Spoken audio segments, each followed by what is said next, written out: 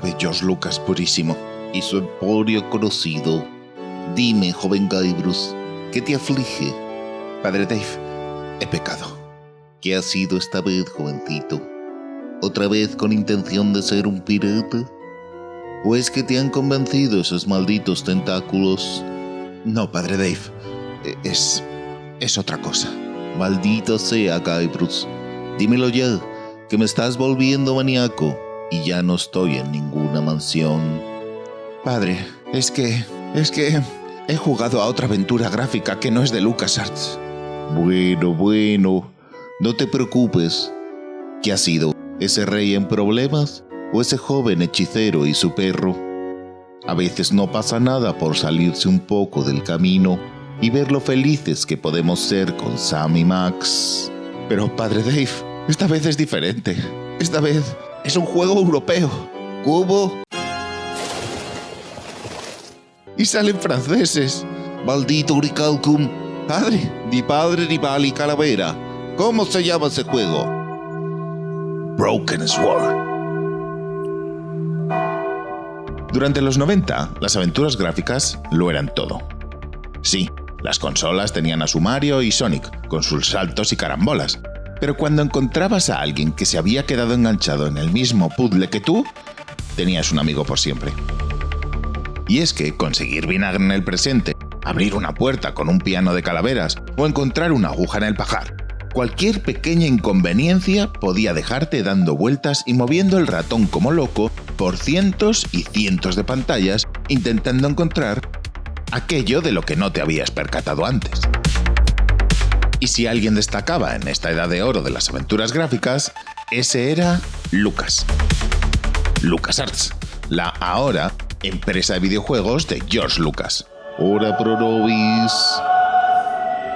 Títulos como Monkey Island, Indiana Jones and the Fate of Atlantis o Maniac Mansion, El Día del Tentáculo, nos encerraron en casa a base de risas, absurdez, genialidades y puzzles únicos. Cada juego que sacaban era mejor que el anterior, y parecían ser los mejores haciendo aventuras de point and click, gracias a su imaginación y a su todopoderoso motor de juego SCAM.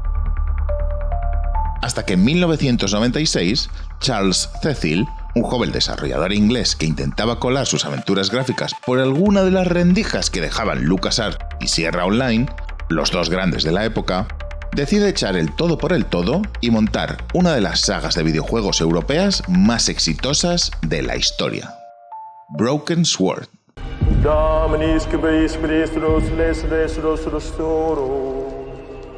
Para ello, decide unir absolutamente todo lo que tiene a mano y presentárselo al jefe de publicaciones de Virgin Interactive. Cecil quería hacer un juego inspirado en Egipto, lleno de puzzles basados en jeroglíficos y con componentes históricos y misteriosos por igual. Y tras pensárselo unos segundos, la respuesta de Virgin fue clara y contundente: «Los juegos egipcios no venden. ¿Tienes algo más o te vuelves a trabajar?» Con no mucho entusiasmo y recordando que estaba leyendo el libro del método de Foucault de Umberto Eco, Cecil sugirió hacer un juego sobre los templarios y con una historia inspirada en París. Y vaya que sí podía ser. La idea encantó a los responsables de Virgin Interactive, y tan pronto como pudo, Cecil apareció en mitad de la Ciudad de la Luz con una maleta cargada de ilusión para ir cogiendo ideas de localizaciones e ir consumando un guión que quería ser muy cinematográfico.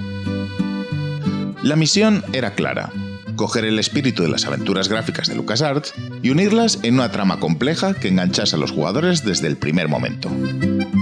Para ello, Cecil se apuntó a un curso de guión cinematográfico y terminó pasando su boceto final a un afamado guionista y dramaturgo de la BBC.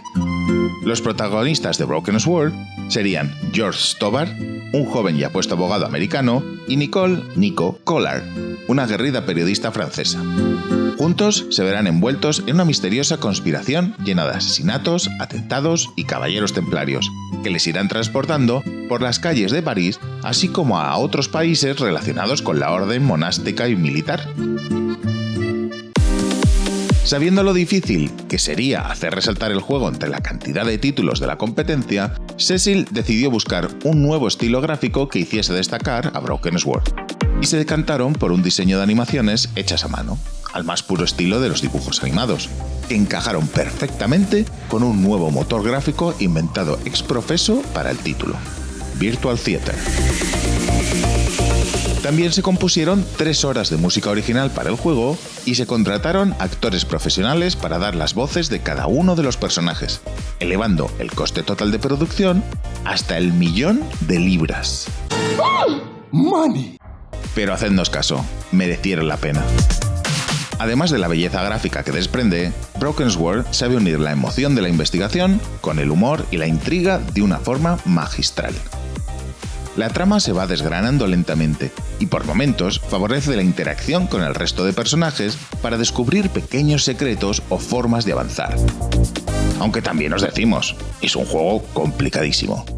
Todas las piezas van encajando lentamente, pero para llegar a ellas hay que ganárselas y con cuidado, porque a lo mejor ciertos mafiosos nos dan una paliza y hay que reiniciar el juego.